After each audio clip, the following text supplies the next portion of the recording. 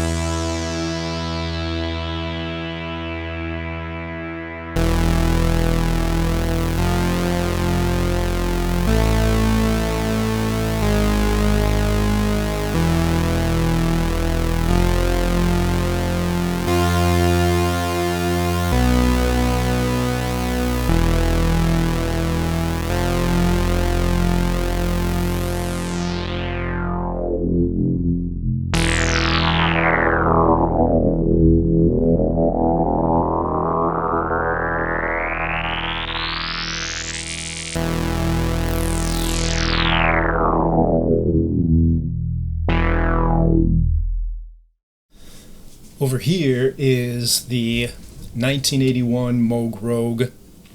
A lot of people don't really like it. They say it's one of the cheapest Moogs you can get. I've had at least 6 other vintage Moogs since getting this, and I always go back to this one. First of all, the oscillators seem way more stable than a lot of the earlier models that I've had, especially from the 70s. This one has always kept its tune. Super simple. 2 oscillators, but they have to be the same waveform. They have to be the same octave. Nice octave interval sweeping, octave sync, usual filter and whatnot.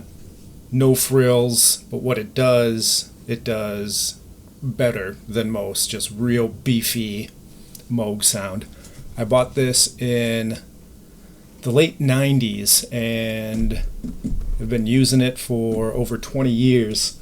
This has done heavy touring for Zebras, been on one tour for Those Poor Bastards. Beat to crap, really.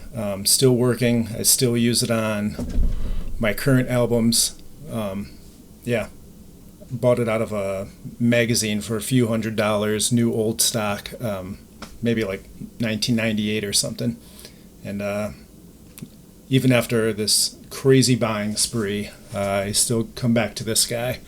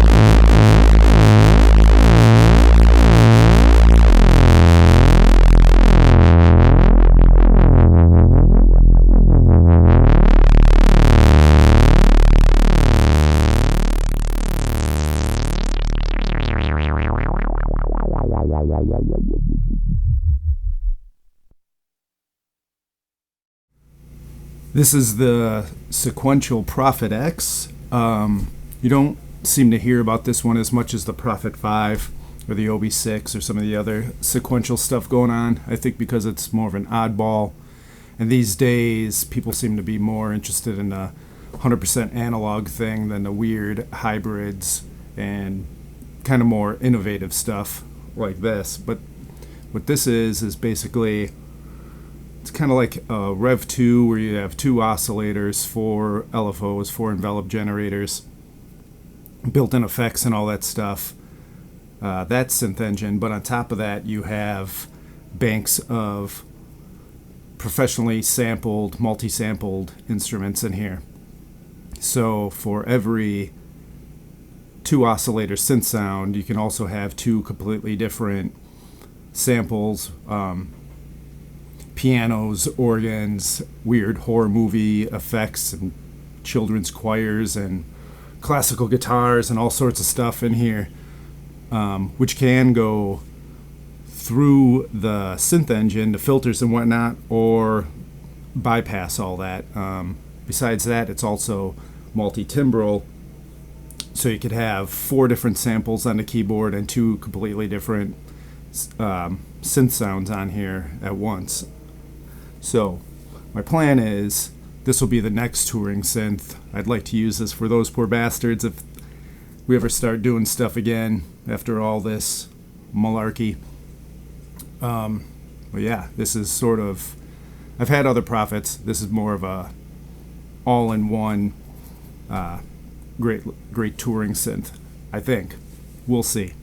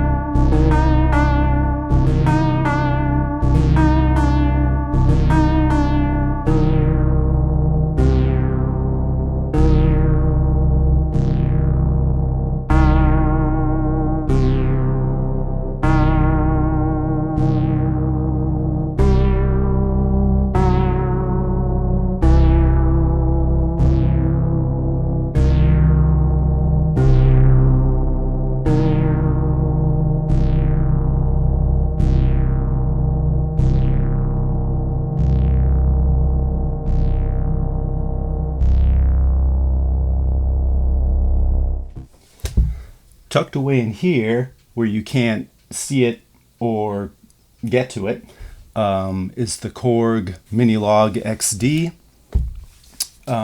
Came out in 2019. 4-voice polyphonic, 2 analog oscillators, and like a weird wavetable multi-engine thing. It doesn't have as many features as I usually like, only like 1 LFO and stuff, but it is small and portable, polyphonic. It's only like 6 pounds. So yeah, I got rid of the other Korgs because they felt like a toy. This one does too. It even has slim keys, which take a little getting used to, but it does sound really good. You can get them used for only like $400, so real decent little newer poly synth there.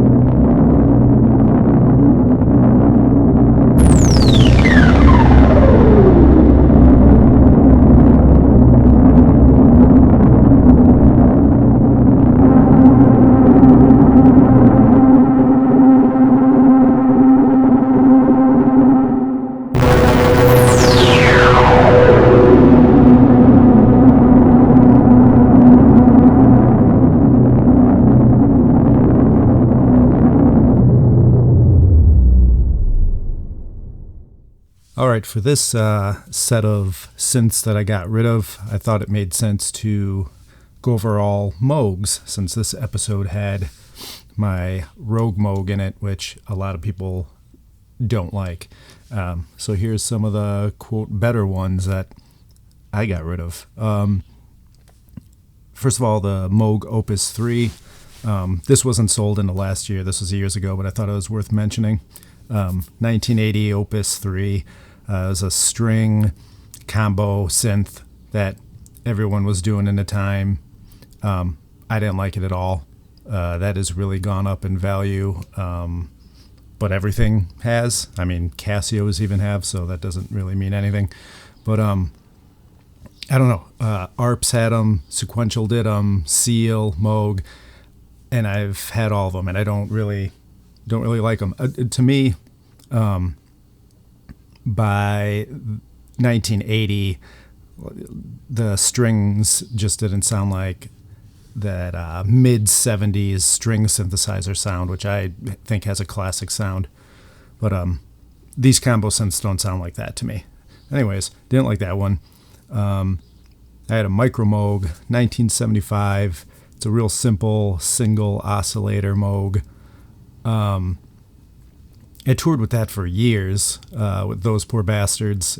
That was, let's see, the second tour we did with Hank 3 was the first tour I ever did with where I brought a synth along, and that was the Micro Moog. On our third tour with Hank 3, I switched to a Korg Monopoly, but it was just way more than I needed. So after that, I went back to the Micro Moog and used that thing for years. Doesn't tune great. Those 70s Moogs, just the scaling is always a little off. So you get your low C tuned perfectly. You hit a high C or something, it's gonna be at least a little off. I always had it ran through a tuning pedal on tour and would like tweak it every song, every 2 songs. But cool 70s Moog sound. Originally, the only reason I sold it was because then I bought the 1978 Multi-Moog, which is a 2 oscillator version. And that kind of can battle the Mini Moog in a lot of ways. The original Model D Mini Moog has 3 oscillators, but it doesn't have an LFO. So a lot of times you're just using that 3rd oscillator as an LFO.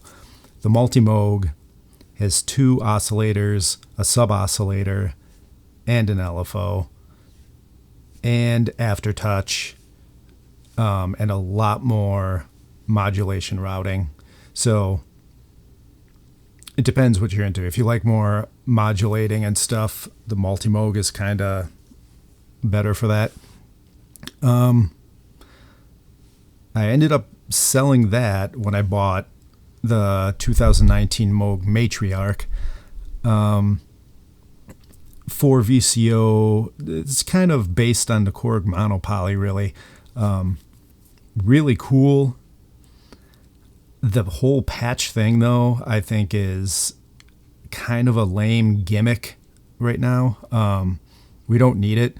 The Pro 3, the Moog 1, the Polybrute, all these things have like really deep modulation routing with buttons and patch memory. We don't need patch cables anymore. That's just me. I find it to be a waste of time.